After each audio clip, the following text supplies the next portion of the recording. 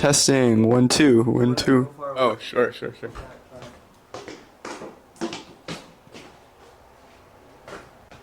I'm gonna swing from a chandelier. From. All right, ready? Yep.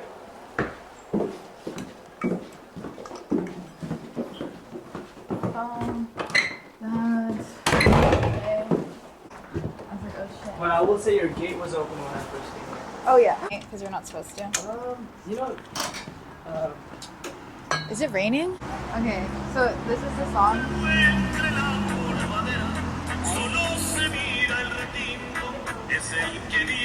But my friend. oh my god! My friend sent me this for the shit from the background. Oh. Se vinieron los caballos, gritaba el chueco Galindo. Pero entre la polvadera solo se mira el retinto. Es el que viene adelante porque le ganó en el brinco. No, it's a fixed thing. Like I can give you the spiel right now.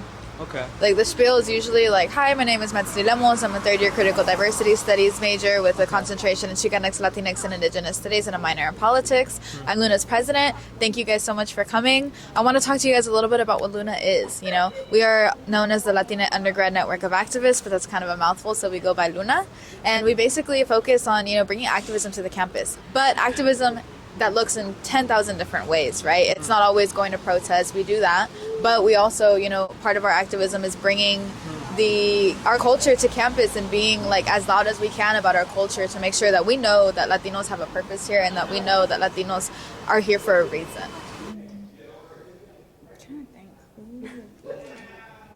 You were in 8th grade when you first became politically inclined. Yeah, that's when I started doing like public speaking. I was always comfortable in front of people, but like that's when I really started like being taught how to public speak. More so in high school, like structurally, like how to speak and how to like tell a story. But in 8th grade was more so when I was like getting in front of people and actually talking to them. Because I'd have to do like announcements or like for class. I was in an action civics class. And for that, I had to like film a video and like be in front of it and be like the spokesperson for it and stuff like that. Wow. So is it still connected? I hope it is. Can you hear me? Well, can you hear me out here? Mine too. Okay. What do? You take the bus? Yes, I take the bus.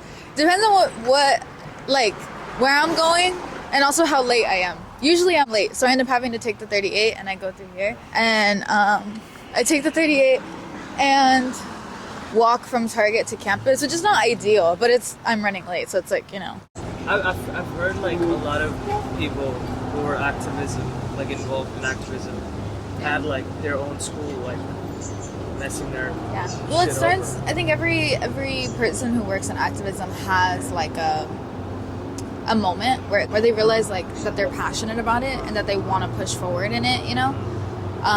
Like, why are you doing it?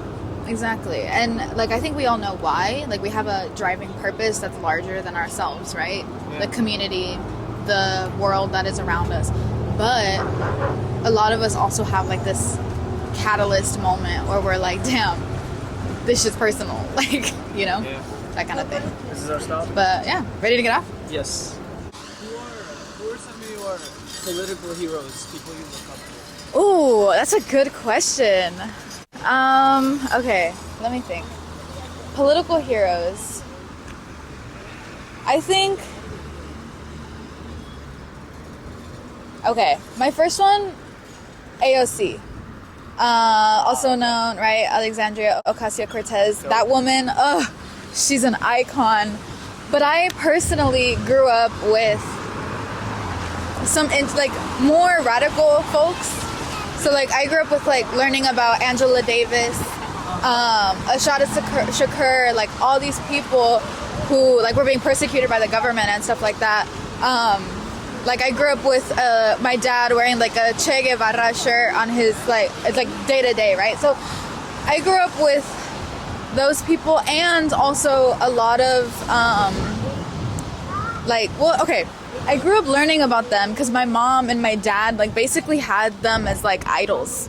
So I learned a lot about them. They're a lot more, in terms of activism, they're a lot more of like the radical side of people, right? Like you hear a lot about like, oh, like politicians and like all these people, but I was learning about people in the grassroots movement, people who were pushing the boundaries and things like that. Oh, let's go.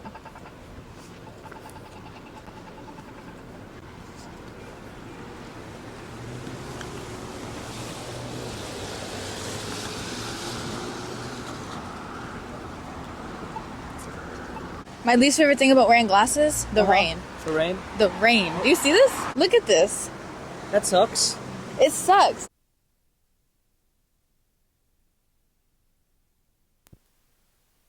I'll see you later. One word to describe Metzler as a mentor. Oh my god, wait, pause. hold on, let me think. I don't know if I have a good answer yet. Yeah, I think, okay, like she's, do I say it right now? Okay, sorry. Oh my god. Metzli is probably like the most soulful and just overall, I gotta look at you actually. No, but seriously, Metzli is the most soulful, most like impassionate, and that feels almost too vague of a word for her because she really just does surpass that. Every day that I'm with Metzli, I feel like I'm constantly learning, but at the same time, I just feel like I found a really good friend. So I'm really grateful for Metzli. I'm scared. She said soulful. Oh, we have to get in here. Hi. Hi. Gently, because last time, like, You don't want it to crumble. Did you guys fuck up the cake? I don't know who did the cake last time. Oh. Oh, awkward. it wasn't fucked up. It was edible. But did it look nice? It wasn't presentable. That's the issue. I see. It was on the way to becoming a cake pop. Oh, please. We had 500, but now we're almost out, and so these are all that we have left. Like, and so we made a bunch of them for tonight's meeting, so we can use these for tonight's meeting, and then save these for our next event in April. And I mean, so many. This is definitely in sort of a reaction to what's happening in the country right now, and Luna's always, but that's always been one of your. Okay.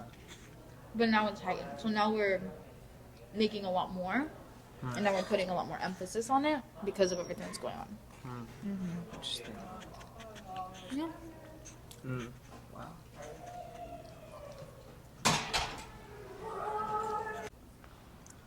How would you rate your mentor session? Does With that Luna? go? Yeah, with you know. Is that sort of the ideal? Usually we meet for longer, but we had a more like in-depth meeting yesterday. So this is my to-do list for today. I have to do all these things by the end of the day. Let me talk. Okay. But what was it? Oh yeah, if you're there for the beginning, we do these check-in thingies, Okay. and during the check-in, you will have to speak. So it'll be like, hey, you could be like, hey, my name is Ghoul. Sure. Just here supporting. Just introduce myself. Just, hey, like I'm here supporting Metzli, you know. And then the check-in question today is, what's your childhood or favorite childhood movie? So what is your favorite childhood movie? Karate Kid, Jaden Smith. Really? Yeah. With Jaden Smith? That's so random. Jaden Smith. Why not the original? I haven't seen it. What? You haven't seen the original? No. Which one's your favorite? My favorite childhood movie? I think it has to be Ponyo. You know the Studio Ghibli film? Ah, we've had this We've conversation. had this conversation. Or, okay, Ponyo or Brother Bear. Thought of a question while I was away. Yes. What's your question? Okay. Since you're gonna be really busy soon, my question was, well, I guess because you're in such important work. Like, is your job as important as the people in your life? Oh, absolutely. I think I do my job because of the people in my life. Like, I think the people in my life push me to keep going. Yeah. And I think about, like, I have a lot of nieces and nephews, and they're like my world. And I do the work here and now to make sure that these spaces are like prepped for them. Not to say that they're gonna come here, but hypothetically, right? Someone else's niece and nephew is gonna come here one day. Yeah. And I want them to have resources that I didn't have, or them to have the resources Yeah. that they need to flourish, right?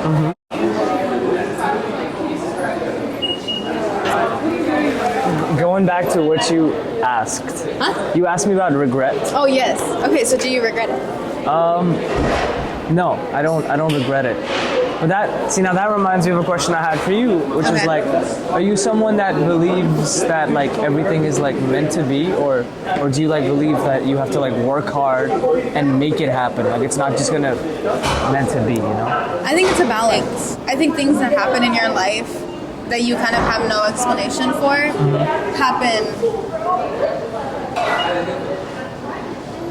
happen because they're meant to happen in your life. You know what I mean? Like you don't exactly have control over them, so it's kind of just like they happen because they happen.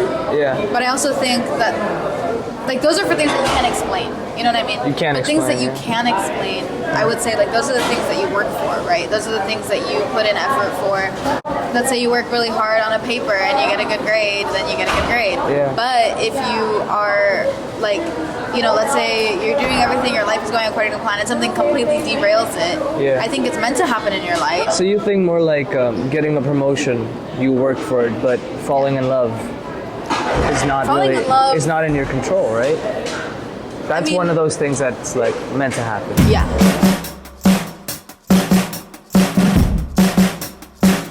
I met this girl when I broke down in my car. She was the worker at the Sunset Garage. She looked so lovely. I think it's funny until it's like not. Like it's funny. Yeah. How do I say this? It's like funny because I'm like, that was so dumb. To think and laugh about, but in reality, But in reality, it's like interesting because there's so many different identities. Like a lot of Native people have actually claimed that term. So I know a lot of people that go by Indian, like, oh yeah, no, I'm Indian, Yeah. or like, oh, I'm California Indian, I'm Plains Indian, I'm Mountain Indian, right? Like all these different things, they claim it. And if you call them Native, they're like, no, I'm Indian. yeah. But then when you get into like academia and you get into like the more academically and politically correct kind of like people in that crowd, they're like, no, Native American, indigenous, right? Like they use those terms and they're like, you shouldn't use the word Indian because like that's not what it was supposed to be, right? That kind of thing. But when you look at all the terms, like they're all somewhat colonized in the sense that like they were all given to those people. You know what I Yeah. mean? Like Indian was given to our people. To your people. Native American, I mean, sure, but I'm sure that we were called something else before that. So technically Native American, am I native to the Americas? Yes. Yes. But when you say, oh yeah, I'm Native American, they think, oh, okay, native from the US, which sure, the land, Yeah. but They don't realize. they don't realize. And they also don't see, like when I say indigenous, they're Yeah. like, oh, from where? And that's where I'm like, from, you know, the border, Texas, Yaqui area, and then also like, Huarapacha from my tribe in Mexico. So I guess it's more historically accurate. Yeah. And I think it's what people know, right? Because like I Yeah. try to meet them halfway. I think there's a sense of understanding that people come with, and it's also what they're taught in schools. Yeah. It's not their fault. But also there's a sense of respect, right? If you come in and talk all this like bullshit about like, you know, oh yeah, like good thing we like, you know, Yeah. colonize the savages. Okay, get out, right? Yeah. But when they're coming to me and they're like, oh, like, are you like Native American? Like, because they're genuinely curious, that's when I'm like, oh, okay, well, actually, like, I identify as indigenous because XYZ, right? Yeah. And you meet them halfway. It's like a sense of educating, but also a sense of like overall, like, I can't expect everybody to know the same amount of history that I know. All right, so I'm going to call this meeting to order, and I'm going to do our roll call. So please, if you could let our person who's taking the minutes know that we are present. Yes, sound good? All right. Okay. Tiana Nicole, present. Mar. Present. Derek. Karina? Here. Kenny? Here. Rob? Jesus? Here. Sarah was in class. Autumn? Okay, so I saw Killers of the Flower Moon, and it just made me think about like representation of Native culture in Hollywood media, film and television. And I don't know, I didn't like the film. Interesting, why? Well, I guess I could say a lot about why I didn't like it. A lot of it is like I thought it was too long, Oh, way too long. and I thought B, they were trying to get me to feel sympathy for Leonardo DiCaprio's character. Yeah. And I didn't enjoy that. I didn't think, I was like, why are they trying to get me to feel bad for this horrible human being? Yeah. And I also, and this is interesting, I thought, I was like, this doesn't feel like a good representation of the Native community. As an outsider, as someone that is like, I couldn't be more of an outsider. I'm not even from America. This is just what I know, right? You're like, this is what I'm hearing. Yeah. It's kind of that concept where I was telling you, meet halfway, right? Yeah. Native representation is so new in film and media that the fact that we had a movie that brought this story to light was huge. Yeah. There are critiques, right? But you would have seen a film like this come out X amount of years ago, right? So I think it's like a compromise. It's like, yeah, okay, they could have done a lot better in terms of like the representation and whatnot, but the fact that they accurately portrayed traditions, they accurately portrayed how these people were living, I appreciated that. I think it also showed like the reality of it though, like the reality of the culture, the reality of like the sadness of the story. I think people were talking about how like, oh, it's so tragic, and I was like, honestly, I think that was like rated PG in terms of tragic, in terms of like everything that has happened to Native people. That's true. That was the surface. Yeah. Like, you really want to read some crazy shit, read a book about genuine Native history, and you will put that book down and be horrified by the things that were happening to the people. Yeah. So, I mean, I think it was an attempt to appeal to both audiences. Did they need to? No, but I also think in the time period that we're at, we're not in a perfect time period where they could just appeal to Native audiences. They kind of had to appeal to both. We definitely, I think, like with each reminder, I see less people, a less of a like spike in people doing it. So because like the first day it was like 250 people did it, and then the last reminder was like 45. So it's something that we really do need your help with, and we are hoping to have a little bit of time to brainstorm about. So maybe we could just transition to that quickly, and we'll. Well, I don't know how much battery I have. We'll make it quick. We'll wrap it up. We just sat through the Senate meeting. Yes. How do you feel about what you've achieved today so far? Today, I feel like today was a really productive day. I got to see a lot of people who I really care about. I got to get a lot of work done, and I love Senate. It's one of my favorite things to have at the end of the day because it just really fuels my passion. And this whole team of people is basically like my family. So, yeah, I feel good. Wow, It's a good day. It's pretty good to hear. Yeah. We just have one last question before Okay. we end it. It's either gonna be this one or another one. Okay. First one is, do you think the world's coming to an end? No. Do you want me to explain? Up to you. Okay. No, because we've been through so many different shifts of what the world is and what it can be. And if we're still standing after all the bullshit that we've been through in history, I have like more than enough faith that the next few generations and us as people are going to be able to maintain it.